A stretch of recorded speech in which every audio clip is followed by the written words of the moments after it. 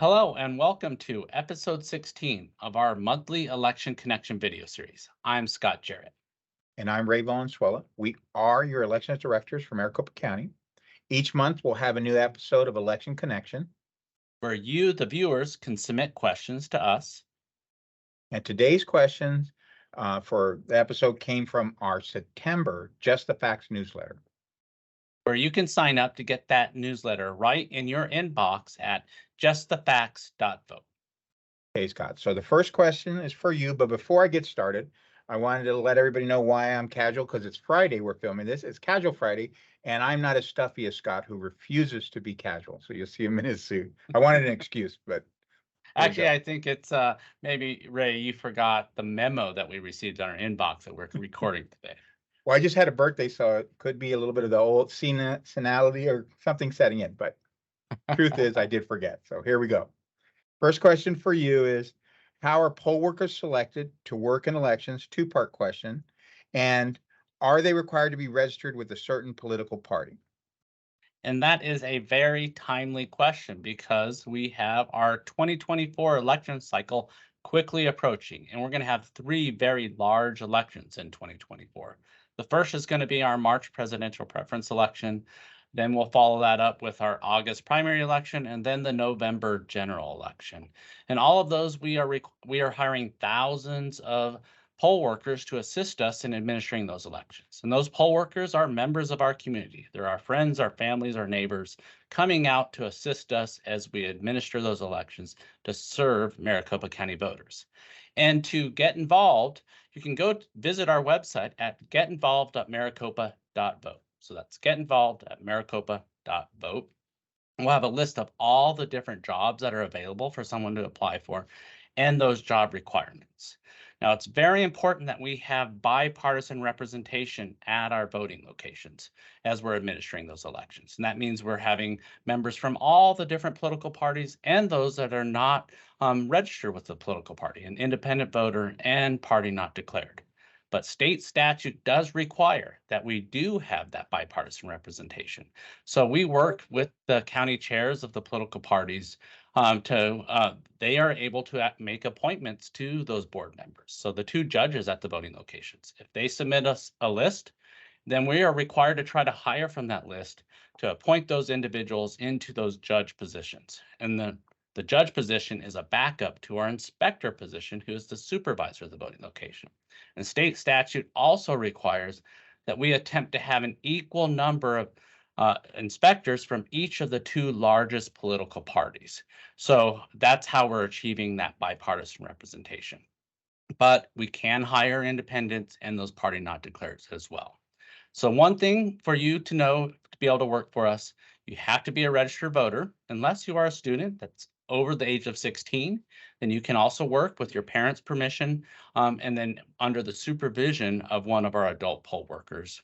And then you can't be a candidate on the ballot, right? So if you're a candidate on the ballot or a family member of a candidate on the ballot, you cannot work at one of our voting locations. So those are the essential requirements for working the election. All Thank right, you, Scott. Ray. Well, I Well, think actually, I want to mention one selfishly because that Get Involved, Maricopa.vote doesn't just give you job postings for board workers. It also selfishly for early voting. We have a lot of jobs that are not out there, but we have some that begin 27 days out when early voting starts. So we definitely want you to go to Get Involved.maricopa.vote and look at those other options for if you want 27 days worth of employment. Come join us here at our McTech facility, and that's available there. yeah, But over 600 of those individuals working, and those are central processing boards, they're truck drivers, people working out of our warehouse, a whole variety of positions. So if you have a specific expertise and want to help serve Maricopa County voters, we have every option for you to get involved. absolutely. Thank you, All Scott. all right, Ray. So here is a very difficult question that I hope to put you on the spot and you won't know the answer to.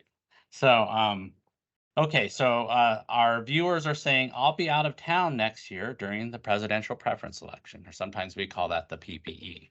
And they want to know, can they still request an early ballot in the mail? A great question. And the answer is absolutely.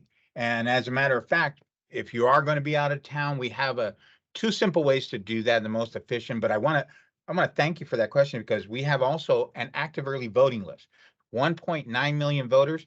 And if you know you're going to be out of town right now, at about 45 to 50 days, we will automatically roll that your record to your local address. So if you know already you're going to be out of town, whether you're unable or this is a one-time request is what we call it, that you're not necessarily on the permanent active early voting list to automatically get a ballot, but you just need it because you are going to be out of town.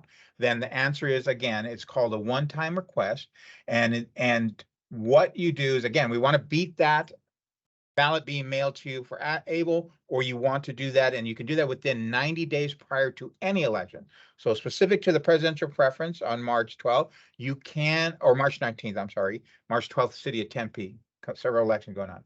But you can go ahead and make that request, one-time request, and give us that temporary address. How do you do that? Is through two options: online through request.maricopa.vote, or by calling our call center, 602-506-1511. Those are the most efficient ways. You can make a written request, write a letter to us, but these are the ones that are the fastest, will get right to us. And again, 90 days ahead of any election, presidential preference, the upcoming August primary 2024, November general 2024, 90 days out, we open up that window. And I do want to point out that when you make that request, it is election specific. So if you're having a temporary meaning I need the ballot mail because I'm going to be traveling the world for 30 days, envious of you, congratulations. But whatever the reason may be, or you're in school, do use that request.maricopa.vote or call 602-506-1511. But it is for a one-time request, but it's for a cycle. So you can request for the primary and general, but you can't request for 2026 and beyond. That's a change of address. So thank you and for that Ray, question. That's great. And one other clarification, this was specific to the March presidential preference election. So what about an independent voter or someone registered as a party not declared? What would they have to do? Right, because for the March presidential preference election, it's currently only Democrats and Republicans that are eligible to participate. Correct. It's a unique election, that March 19th president preference. It is for the parties, individuals registered with the party, to nominate the presidential candidate amongst all the ones running for the Dems, ones running for the reps, to run in the November. So you cannot participate in that president preference if you're not a Republican, registered Democrat, unless you change your party 29 days prior. But if you're an independent who is talking about the August 2024 primary, you are eligible. That is an open primary, so you could say but you need to pick a party, if you will. You need to tell us, I want the Republican Party, I want the Democratic Party to nominate not the presidential, but all the other federal and local partisan races on that ballot. So you can use that one-time request, request.maricopa.vote, to tell us which party if you are an independent or unaffiliated, or call 602-506-1511. And if you are an active early voting list, all of you 1.9 million, whether you're Democrat, Republican, or independent, PND, that party not declared, then we'll send you a card. Actually, ironically, at that 90 days, when we open up to allow you to make that request, we also send out a card to everybody on ABLE and say, hey, be ready, ballots coming to you, or in the case of an independent, do you want to participate in the August primary? And you can use that postage paid card as well to make your selection of which party ballot you want for that August primary.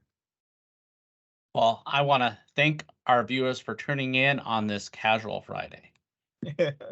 And don't forget to submit your questions in the JustFacts newsletter next month, where we'll answer more elections questions that matter to you most, and where I will go ahead and get my laundry done and be able to get out of the casual attire for that particular new election connection. I promise. Thank you all. Thank you all.